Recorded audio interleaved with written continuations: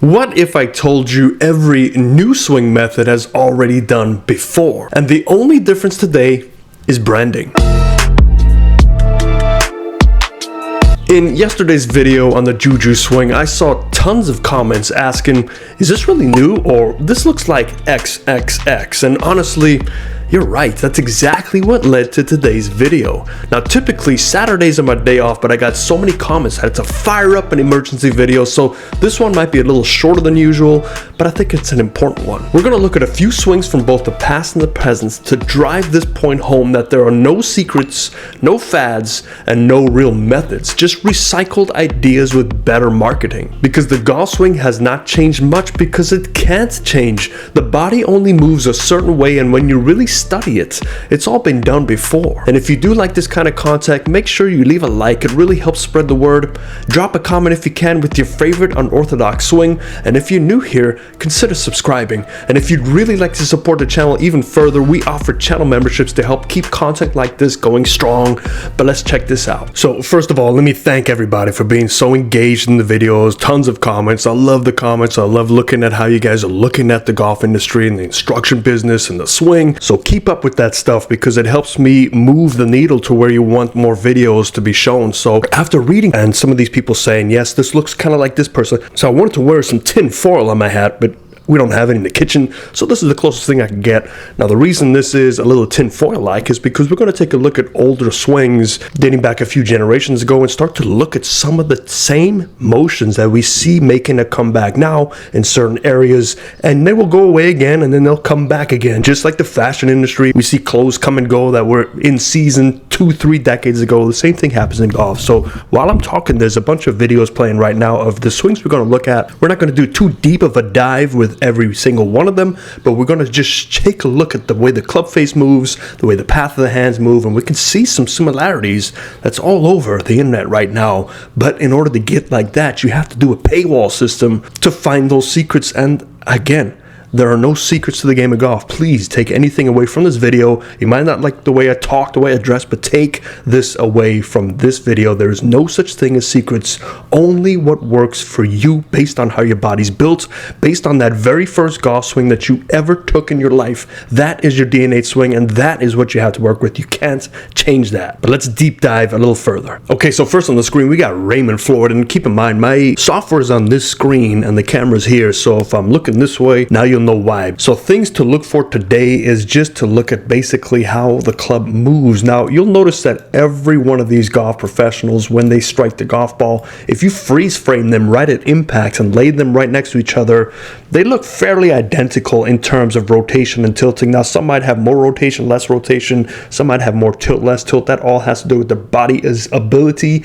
their rotation, but also a lot of this is habitual since they were children. Some of them started when they're very young using inefficient equipment, and that could also develop bad habits. I myself, when I was younger, started with a club that was a persimmon cut down 3-wood, and that built my upright swing because I had to pick up the club. And pair that with my development in the game, I suffer with a big loop at the top. But just remember, the tour level golfers are the best compensators in the world. So let's take a look at a couple of main key points. We're going to look at the spine angle. We're also going to look at the lower plane line and upper plane line. It doesn't necessarily have to meet those, but this will just help you understand their cause and effect. So if we take a look at Ray as he takes that club back, we see, remember what that statistic is out there now, that a majority of the tour pros, something like 99% of them, get that club head at that lower plane line and above it. Well, here's probably the 1% that doesn't. So it doesn't mean that you can't make good contact, but the odds are not quite in your favor when the club gets taken back to here. But it shouldn't detract you from doing this either. It all depends on your compensations. So we see a shaft that is very below that plane line, and as a result, you would think that his hands would get lower than that upper plane line, but you take a look, he still gets it to that secondary plane line to a T, and he was doing this before we had the software. So I'm just trying to get the point across to you that there's so many ways to move the club head, and that is very independent. Just like I said in yesterday's video, from the shoulders out, It's all independent. It's all user bias. It's the motion of the body that controls that. And if this is constant and stays level every single time, this cannot develop its own habits. But as long as it can do it over and over again, that's the key. So look at this. He's hitting these lines perfectly as he comes on down. Now it just looks like a normal golf swing. Once you set it, that motion down, you'll see a lot of these players have this similar motion down. As he strikes that golf ball, we can see that he does maintain his posture. As we see with that green line, it's a slight movement, slightly, but the main thing is he's maintained his posture, which will then allow him to tilt efficiently, which will then allow the sequencing to occur to get that tilting down. So we're going to take a look just past impact. We're going to see the tilting numbers. So there is his tilting number past impact at 60.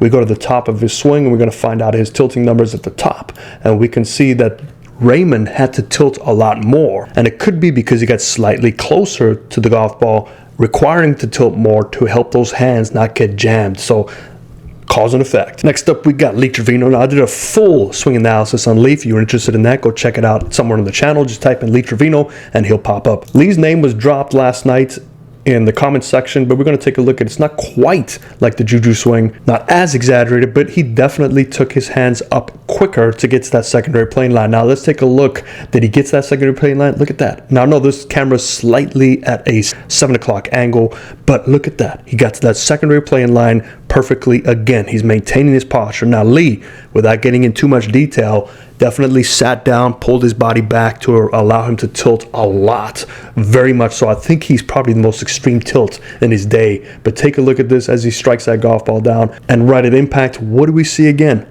Lee goes the other way. Lee moves his body away from that lower plane line because he's creating so much spacing for his hands and arms to move freer. So the more space you can create, the more free your hands and arms become, the less manipulation they probably tend to have, the more tilt you can establish. But remember, when you turn the lower body and tilt the upper body, you're putting a lot of excess pressure on that lower back, which is not designed. DNA did not design that lower body to rotate. It designed it to move the up and down motion. So you got to be careful with your lower back. If you're able to do it, keep doing it, but you're probably going to have to start to reduce some of this as you get in your 40s and 50s. Okay, now Calvin Peete. Calvin Peete is probably closer to the Juju swing, but we'll take a look at he is still his own person. But again, another interesting golf swing. So as we take that club back, we see that club head is rising down that lower plane line perfectly, but in relation to his hands are pulling inside. So we still see evidence slightly of this Juju motion where we're trying to disconnect our club head above our hands, and we see he does a good job of doing that. He stays in that lower plane line a lot. Right when he makes his full turn, so his hands are still connected to the center of his chest, this is when his secondary plane line is activated. So he's going to take his hands straight up in the air, which will give him a very steep motion. So again, look at that grip. It reached that secondary plane line perfectly. Now we take a look at the club. It is cross aligned because of that flying right elbow. But what does he do? He drops that right elbow in, reroutes it, and we see that club head. Now, very hard to see just because of the quality of the video, but you can see the club head is here, and we catch it again right there. So it stays above this primary plane line. So again, a really quality rerouting action as we strike the golf ball.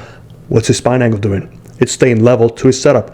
Has he lost a lot of real estate? No, he hasn't moved that much into the golf ball. But does he turn a lot? Not necessarily. So we have somebody that doesn't turn as much because he probably relies more on his hands and arms. You know, this man doesn't need an introduction. Jim Furyk, we're going to take a look at his motions now. He has a very unusual takeaway. And this is kind of like a hybrid between the traditional takeaway and the Juju golf that we saw yesterday. We can see those hands get very low again. Club head just passes right through the hands, but we see the club head is still relatively connected to that spine angle, which is the key. But now, watch the hands. They go straight up to the sky. Now we see that club head pointing almost straight down to the ground because a lot of this is a flying right elbow to lift that thing up to get the extension. We don't see a lot of lower body turn. We do see a lot of upper body turn, so there's a lot of X factor that is occurring here. He utilizes X factor stretch correctly, and again, I did a full swing diagnosis with him, so if you want to check that out, go check out the video history. You'll find it,